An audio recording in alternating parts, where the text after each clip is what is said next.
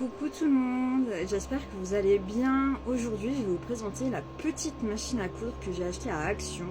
Je l'ai payée 29,95 €. Je sais qu'en temps actuel elle est à 39,95 €, quelque chose comme ça. Enfin moi je l'ai pris quand il y avait une promo à 29 €.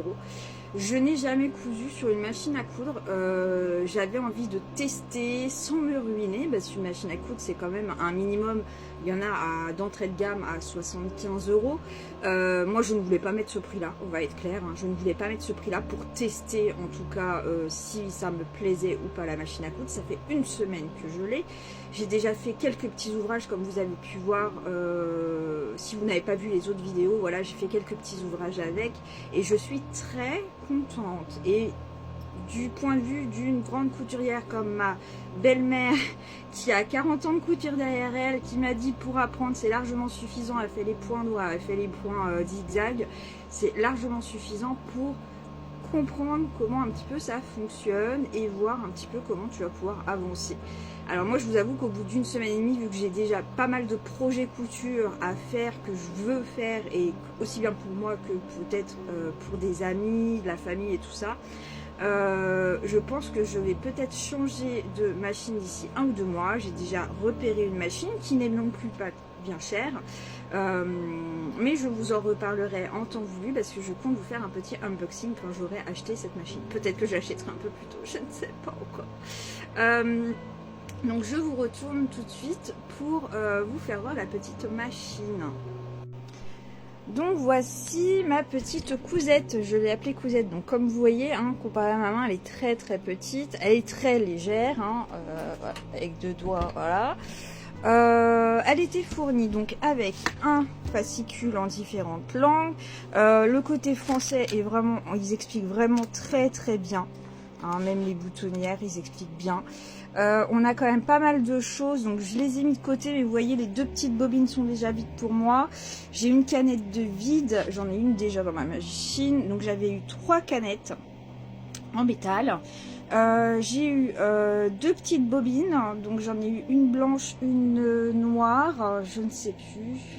Donc j'ai eu 2 blanches et une noire, mais la noire je l'ai foutue à la poubelle sans faire exprès, donc voilà. Un petit ustensile comme ça pour attraper le fil, et le pied boutonnière que je n'ai pas encore, enfin j'ai essayé d'utiliser, mais il faut que je pratique parce que vous voyez, hein, j'ai essayé de l'utiliser. Je pense que voilà, il y a des limites aussi à ce qu'elle peut faire, et aussi je suis peut-être pas douée pour ça non plus, hein, on va être clair, hein, c'est ma première fois, donc voilà. Donc vous voyez comment elle se dispose. Donc vous avez un petit compartiment. Il y avait une deuxième aiguille fournie avec. Donc il y en avait une sur la machine et il y a une deuxième aiguille fournie avec. Le petit ressort, c'est parce que normalement avec les petites bobinettes comme on nous a donné, vous mettez un petit ressort au fond et vous clipsez le dessus sur la bobine. Moi vu que j'ai mis une grande bobine de 100 mètres, d'ailleurs ça me fait penser qu'il faut que je rachète du noir déjà. Je ne pensais pas que le fil partait aussi vite dans une machine à coudre. Donc du coup j'ai retiré le ressort, sinon ça ne faisait que bouger. On a la fonction pour bobiner les petites canettes. Donc ça c'est tip top, hein. On clipse, on pousse, on fait le petit bazar pour emmener à la canette et ça sort en bobine tout seul. Ça s'embobine tout seul plutôt.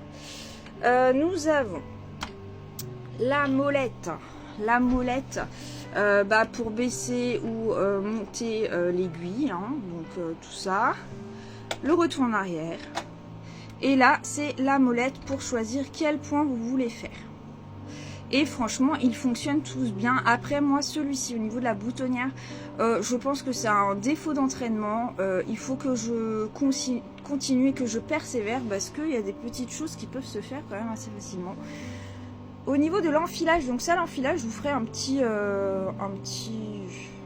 petite vidéo pour vous faire voir l'enfilage de la machine. Elle est très très simple, très très basique, mais est déjà plein de poussière parce que je n'arrête pas.